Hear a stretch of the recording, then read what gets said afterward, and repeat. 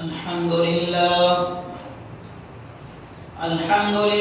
نحمده ونستعينه ونستغفره ونعوذ بالله من شرور أنفسنا ومن سيئات أعمالنا من يهده الله فلا مضل له ومن يضلل فلا هادي له وأشهد أن لا إله إلا الله وحده لا شريك له وأشهد أن محمدًا عبده ورسوله أرسله بالهدى ودين الحق ليظهره على الدين كله وكفى بالله شهيدا اللهم صل على محمد وعلى آل محمد كما صليت على إبراهيم وعلى آل إبراهيم إنك حميد مجيد اللهم بارك على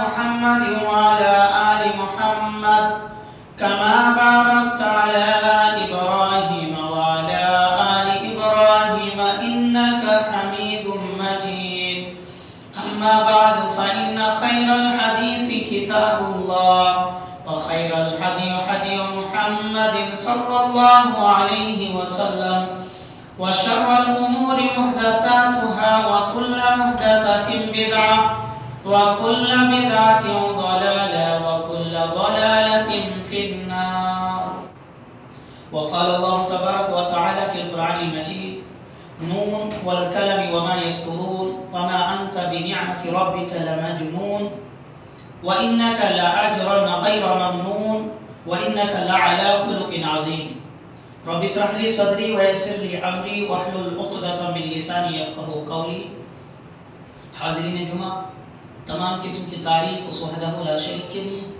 جس نے ہم بنی و انسان کو پیدا کیا، اشرف المخلوقات بنایا، جناب محمد رسول اللہ صلی اللہ علیہ وسلم کا امتی ہونے کا شربت سا۔ حاضرین، میں نے خطبہ مسنونہ کے بعد سورہ نون کی 4 آیتیں تلاوت کی ہے۔ اس مناسبت سے آج خطبہ جمعہ میں اخلاق رسول کے تعلق سے چند باتیں عرض کروں گا۔ ہمارے نبی کا اخلاق کیسا تھا؟ آپ کیسے اخلاق کے تھے؟ زیادہ تبصرہ نہ کرتے ہوئے اپنے اصل بات کی طرف آتا ہوں کہ اللہ تعالیٰ نے قرآن مجید کی سورہ قلم کی اسٹارٹنگ میں ہی فرمایا کہ نون والقلم وما یسطرون، قسم ہے قلم کی اور اس چیز کی جو فرشتے لکھتے ہیں، نوٹ کرتے ہیں۔ قلم سے مراد کون سی قلم ہے؟ وہ جیب میں ہم رکھتے ہیں پین وہ والی ہے کیا 10 روپے کی؟ تو پھر قلم سے مراد کیا ہے؟ قلم سے مراد تقدیر ہے۔ قلم سے مراد تقدیر ہے، اس لیے کہ اللہ تعالیٰ نے زمین و آسمان کو پیدا کرنے سے پہلے قلم کو بنایا اور اس قلم سے کیا فرمایا؟ لکھ دو۔ کا کیا لکھوں؟ کا ازل سے ابد تک جو کچھ ہونا ہے سب لکھ ڈالو۔ تو انسان کی تقدیر پہلے ہی لکھ دی گئی، زمین آسمان کے پیدا ہونے سے پہلے ہی۔ لہذا اس قلم کی قسم اللہ تعالیٰ نے کھایا۔ ایک بات اور ہے کہ قلم بہت امپورٹنٹ شے ہے، یہی وجہ ہے کہ اللہ تعالیٰ نے قلم کی قسم کھائی۔ دنیا کے لیے بھی یہ بہت امپورٹنٹ ہے۔ اگر قلم چل جائے کسی چیز پر اس کی ویلیوشن بڑھ جاتی ہے۔ آپ اچھے سے اچھے اسٹامپ خرید کے لے آئے لیکن اس میں اگر سگنیچر نہیں ہے، گورنمنٹ کا اسٹامپ نہیں ہے، وہ قلم چلا ہوا نہیں ہے تو اس کی کوئی ویلیو نہیں ہے، 0/0۔ لیکن اسی پہ جب گورنمنٹ کی قلم چل جاتی ہے تو اس کی ویلیوشن بڑھ جاتی ہے۔ تو قلم بہت امپورٹنٹ ہے۔ اس کے بعد فرمایا وما یسطرون، جو فرشتے لکھتے ہیں، تحریر کرتے ہیں، ہماری تقدیر۔ اس کے بعد فرمایا وما انت بنعمت ربک لمجنون، جب آپ نے دعوت کا کام شروع کیا تو اہل عرب کیا کہنے لگے؟ یہ تو مجنون ہے، دیوانہ ہے۔ اللہ تعالیٰ نے فرمایا کہ اے نبی، آپ اپنے رب کی رحمت سے، نعمت سے مجنون نہیں، دیوانہ نہیں۔ پھر کہا وَإِنَّ لَكَ لَأَجْرًا غَيْرَ مَمْنُونٍ، آپ جو کام کر رہے ہیں اور یہ اہل عرب مجنون کا کام کہہ رہا ہے، آپ کو اس کام پر مکمل اور کبھی نہ ختم ہونے والا اجر ملنے والا ہے۔ آپ کو اس کام کا اجر ہر حال میں ملنا ہے۔ یہ اہل عرب کے دیوانہ کہہ دینے سے کوئی دیوانہ نہیں ہو جاتا۔ اس کے بعد فرمایا کہ وَإِنَّا لَعَلَى خُلُقٍ عَظِيمٍ، یہ نبی آپ تو اخلاق عظیمہ پر رہے ہیں۔ یہ کسی پاگل کی اخلاق نہیں ہو سکتی، کسی دیوانے کی اخلاق نہیں ہو سکتی جو اخلاق آپ کے اندر ہے۔ मुफस्सिर कहते हैं कि वइन्ना लअला खुलुकिन अज़ीम का तफसीर करते हुए गोया के अखलाक अज़ीमा आप सल्लल्लाहु अलैहि वसल्लम की सवारी हो, कार है, गाड़ी है और आप उस गाड़ी पर सवार हैं, ये मतलब है। तो आप अखलाक अज़ीमा पर हैं। उसके बाद तो अल्लाह ताला ने कुरान मजीद के अंदर शहादत दी अपने नबी की कि आप अजीम अखलाक पर है, आपका अखलाक बहुत ही मुअज़्ज़म है। अल्लाह ताला ने कुरान मजीद की दूसरी आयत में भी इसी बात को सेम अंदाज में इरशाद फरमाते हुए कहा, फबिमा रहमतिन मिनल्लाहि लिन्त लहुम, ये नबी आप अपने रब की रहमत से नर्म दिल हैं। क्या है नर्म दिल? ये अखलाकमंद आदमी ही नर्म हो सकता। कहा कि आप अपने रब की रहमत से नर्म दिल हैं, और ये नर्म दिल का होना आपकी कोई खुसूसियत नहीं है, बल्कि अल्लाह ताला की रहमत है आपके ऊपर जो आप रहम दिल है। वलौ कुन्त फज़्ज़न गलीज़ल क़ल्ब, अगर आप तनखू होते, सख्त दिल होते, लंफ़ज़्ज़ू मिन हौलिक, तो ये जो सहाबा है ये आपस में बिखर जाते, ये आपसे बिखर जाते, आपके पास जमा नहीं हो पाते। फिर फरमाया फ़अफ़ू वस्फ़हू, फ़अफ़ू आप उन्हें माफ करें, वस्तगफिर लहुम और उनके लिए इस्तिगफार करें। मालूम ये हुआ एक जमात, एक यूनिटी बनाने के लिए जब आदमी कदम उठाता है तो उसमें कुछ ऐसे लोग भी आ जाते हैं जिनसे अदना गलतियां हो जाती है, जिसको दरगुजर करनी है, और कुछ बड़ी गलतियां भी हो जाती है जिसके बारे में अल्लाह ताला से माफी मांगनी है, उस पर अकड़ना और डांट के भगाना नहीं है। ये मतलब हुआ। इसलिए कि अल्लाह के रसूल को हुक्म दिया गया फ़अफ़ू, आप उन्हें माफ करें जो आपके लायक हैं, आपकी जात से रिलेटेड हैं, वो आप खुद माफ करें। और अगर कोई गलती कर गुजरता है तो आप अल्लाह ताला से उनके लिए इस्तिगफार करें। वशाविरहुम फिल अम्र, और मामलात में उनसे मशवरा करें। मालूम ये हुआ जमात में चंद ऐसे लोग अगर आ जाएं जो कभी भी कुछ भी बोल डालता या कुछ भी कर डालता, उनको भी मशवरे में बैठाना है जी। कहा कि मामलात में आप उनसे मशवरा करें। और कहा फ़ाइदा आज़म था, जब आप किसी काम को करने का मुकम्मल इरादा कर लें, फ़तवक्कल अलल्लाह, तो अल्लाह पर तवक्कुल करें। और क्या कहा इन्नल्लाह युहिब्बुल मुतवक्किलीन, अल्लाह ताला तवक्कुल करने वाले को पसंद करता है। सूरह आल इमरान की आयत नंबर 159 में। इस आयत के अंदर हमको कई चीजें पता चला, जिनमें पहली चीज तो हमको ये पता चला कि जमात को कायम रखने के लिए जमात के लोगों की कुछ गलतियों को खुद से माफ करनी है, कुछ गलतियों के मामले में अल्लाह ताला से इस्तिगफार करनी है। और कहा कि अगर कोई ऐसे शख्स भी रहे जो कुछ गलतियां कर गुजरता है, फिर भी उनको मशवरे में रखनी है, निकालना नहीं है। उसके बाद कहा कि आप मशवरे के बाद अल्लाह ताला पर भरोसा करें। एक मिसाल बहुत मशहूर है, पहले ऊंट को बांध दो, बाद में अल्लाह पर भरोसा करो। गाड़ी कहीं लगानी है, पहले उसको लॉक कर लें, अपनी तदाबीर इख्तियार कर लें, फिर अल्लाह की ज़ात पर भरोसा करें कि मैंने अब अल्लाह के भरोसे रखा, मेरी गाड़ी चोरी नहीं होगी। ऐसा नहीं कि हैंडल लॉक छोड़ दिए, चाबी उसी में लगाकर छोड़ दिया, अल्लाह पर तो भरोसा है, ऐसा नहीं होता। तो कहा कि पहले आप तदाबीर इख्तियार कर लें, फिर अल्लाह की ज़ात पर भरोसा करें। ये तो अल्लाह के रसूल सल्लल्लाहु अलैहि वसल्लम की रहमदिली की मिसाल है। छोटा सा मिसाल और है, एक सहाबी हैं हजरत मालिक बिन हुवैरिस, वो कहते हैं कि अल्लाह के रसूल सल्लल्लाहु अलैहि वसल्लम के पास हम आए और 20 रात तक अल्लाह के रसूल से इल्म हासिल किया। अल्लाह के रसूल को एहसास हो गया कि हम जो घर में लोगों को छोड़ आए हैं उनको याद आ रहा होगा या हमें घर की याद आ रही है। अल्लाह के रसूल ने फरमाया कि तुम्हारे घर पे कौन कौन है? बताया गया कि घर पे ये लोग रहते हैं। तो कहा यरजिउ इला अहलिकुम, तुम अपने घरों को लौट जाओ, तुम अपने घरों को लौट जाओ और क्या करो? कहा कि फ़अल्लिमू, तुम उन्हें इल्म सिखाओ, वयअमुरुकुम, और उन्हें हुक्म दो, सल्लू कमा रअयतुमूनी उसल्ली, और तुम उसी तरह नमाज कायम करो जिस तरह तुमने मुझे नमाज कायम करते हुए देखा। यानी मोहम्मद रसूलुल्लाह सल्लल्लाहु अलैहि वसल्लम को तुमने जिस तरीके से नमाज पढ़ते हुए देखा उसी तरीके से नमाज कायम करो। उसके बाद फरमाया वइदा हज़रतिस सलाह, जब नमाज का वक्त आ जाए क्या करो?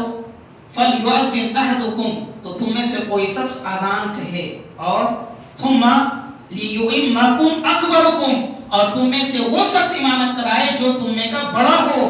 अच्छा, बड़ा हो, अमल में बड़ा हो, ईमान में बड़ा हो, ये लंबाई में और क्या बोलते हैं पैसों में और उम्र में बड़ा, ये मतलब नहीं है। बड़े का मतलब क्या? ایمان اور عمل میں بڑا ہو، عمر میں بڑا بھی معنی نہیں رکھتا، اس لیے کہ اگر بچہ زیادہ علم والا ہے اور بڑا آدمی کم علم والا ہے تو بچے کی امامت قابل قبول ہے، بڑے کی امامت کی کوئی حیثیت نہیں ہے۔ تو کہا کہ تمہیں وہ شخص امام بنے جو علم اور عمل میں بڑا ہو۔ یہ بخاری کی حدیث نمبر 6008 نمبر کی حدیث ہے، جس میں اللہ کے رسول صلی اللہ علیہ وسلم کی رحم دلی کا پتہ چلتا، اور رحم دل وہی شخص ہو سکتا ہے جو با اخلاق اور مہذب ہو۔ تو اللہ کے رسول کا اخلاق کا اندازہ آپ اس بات سے بھی لگا سکتے کہ سامنے والے کا بھی اللہ کے رسول خیال رکھتے تھے۔ اب آئیے، یہ تو قرآن کریم کی اور احادیث صحیحہ کی کچھ شہادت ہیں، اسی طریقے سے اللہ کے رسول کے اخلاق کی شہادت تورات کے اندر بھی ہے۔ ان عطاء بن یسار رضی اللہ تعالی عنہ عن عبد الله بن عمر بن العاص رضي الله تعالى عنهما أن هذه الآية التي يا أيها النبي إنا أرسلناك شاهدا ومبشرا قال في التوراة يا أيها النبي إنا أرسلناك شاهدا ومبشرا وحرزا للأميين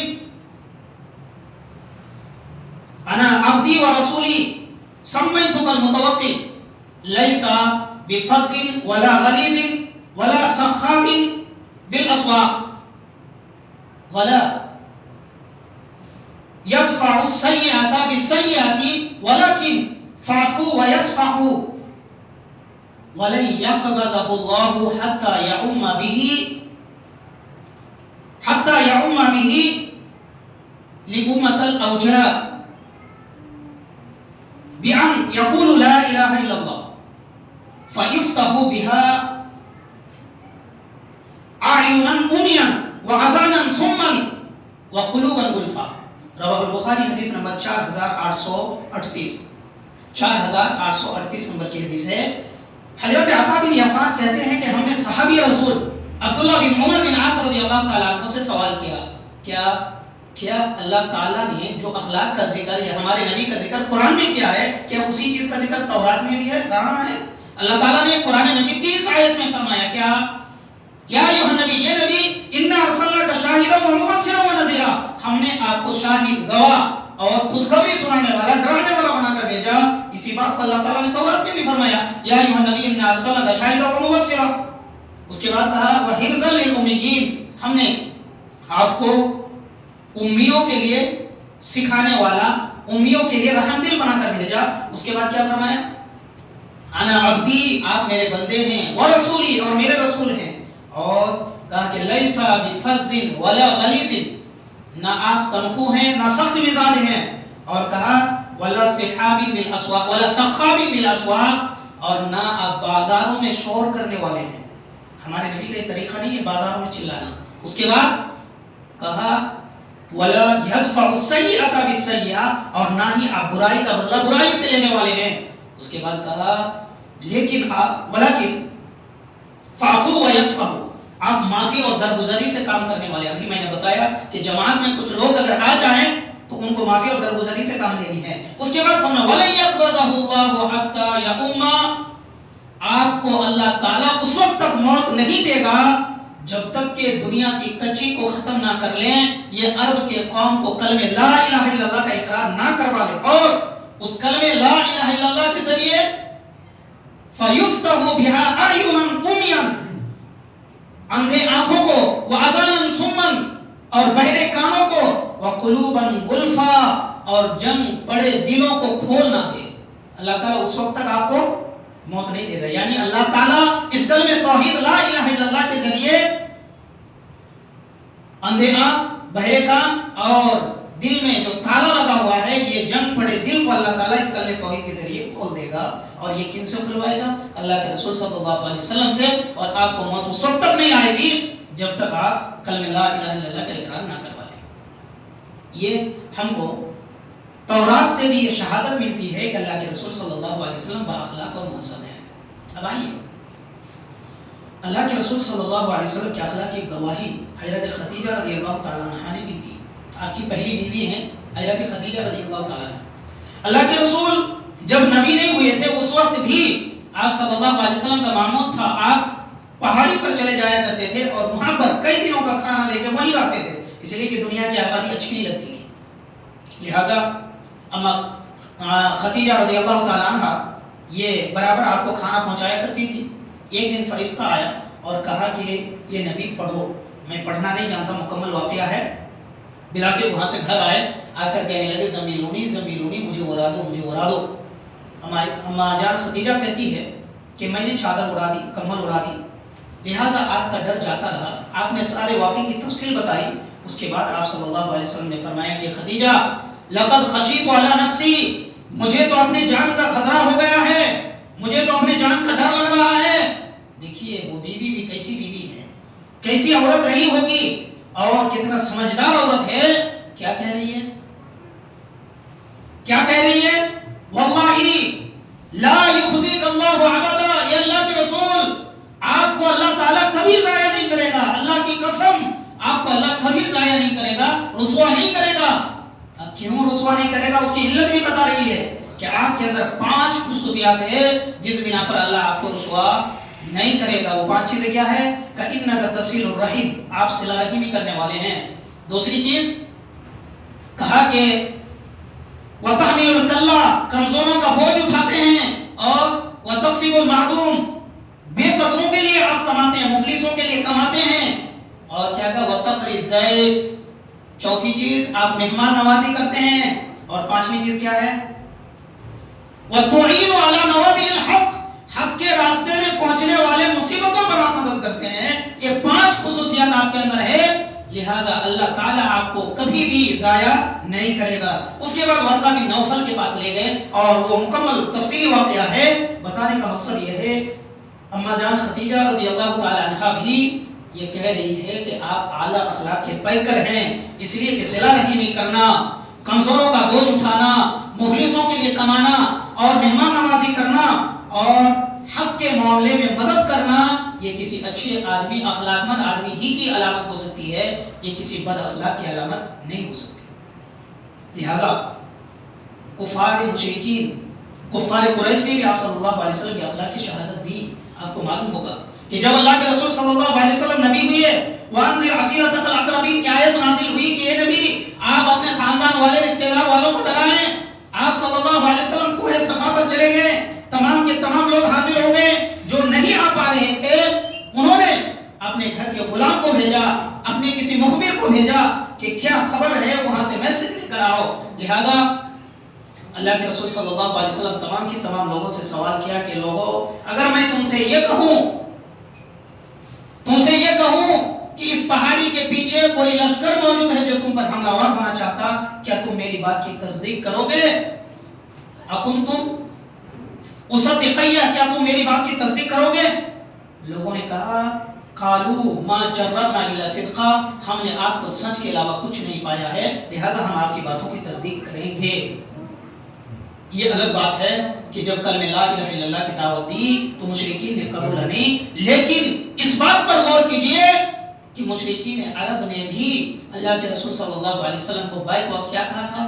ما جربنا الا صدقا، یہ نبی آپ کو ہم نے سچ کے علاوہ کچھ نہیں پایا ہے، آپ تو سچے آدمی ہیں، ہم آپ کی بات کیوں نہ مانیں؟ حضرت ابو سفیان ابھی مسلمان ہوئے نہیں ہیں، صاحب روم ہرقل کے سامنے ایک خط آیا. حضرت ابو سفیان کہتے ہیں کہ ہرقل نے ہم سب کو بلایا، کہ عرب کی جو وفد ہمارے پاس آئی ہوئی ہے انہیں بلاؤ. کہا کہ تم میں جو محمد رسول اللہ کے سب سے زیادہ قریبی ہے وہ سامنے آ جائیں. ابو سفیان کہتے ہیں کہ میں آگے بڑھا، کہا کہ تمام لوگ ان کے پیٹھ کے پیچھے بیٹھ جاؤ اور میں ان سے سوال کروں گا، اگر یہ غلط بیانی کرے تو تم اس کو جھٹلا دینا، ان کی تکذیب کرنا. ابو سفیان کہتے ہیں مجھ سے سوال کرنے لگے، میں دل میں سوچا کہ میں غلط جواب دوں گا، لیکن مجھے ڈر تھا کہ میرے پیچھے بیٹھے لوگ مجھے جھٹلا دیں گے کہ یہ جھوٹ بول رہا ہے. لہٰذا ہرقل نے بہت سارے سوالات کیے. انہی سوالوں میں ایک سوال یہ تھا کہ محمد رسول اللہ تمہیں کن باتوں کا حکم دیتے ہیں؟ تو انہوں نے کیا کہا؟ انہوں نے کہا کہ وَيَعْمُرُكُمْ، ہمیں وہ حکم دیتے أَن تَعْبُدُوا اللَّهَ وَلَا تُشْرِكُوا بِهِ شَيْئًا، کہ ایک اللہ کی عبادت کرو، اس کے ساتھ کسی کو شریک نہیں کرو. اس کے بعد وَيَنْهَاكُمْ عَنْ عِبَادَةِ الْأَوْثَانِ، اور وہ ہمیں بتوں کی عبادت سے روکتے ہیں. وَيَعْمُرُكُمْ بِالصَّلَاةِ، وہ ہمیں نماز پڑھنے کا حکم دیتے ہیں.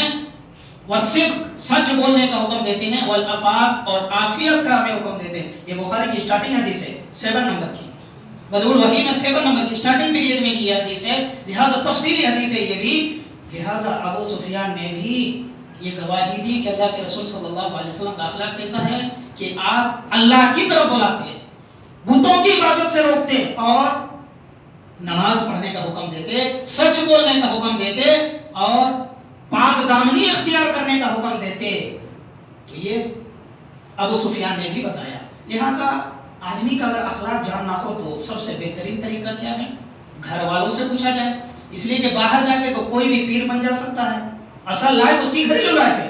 اما عائشہ رضی اللہ تعالی عنہ سے کسی نے سوال کیا، سألت عائشہ رضی اللہ تعالی عنہ ما كان النبی صلی اللہ علیہ وسلم یصنع فی اہلہ، کہ اللہ کے رسول گھروں میں کیا کرتے تھے؟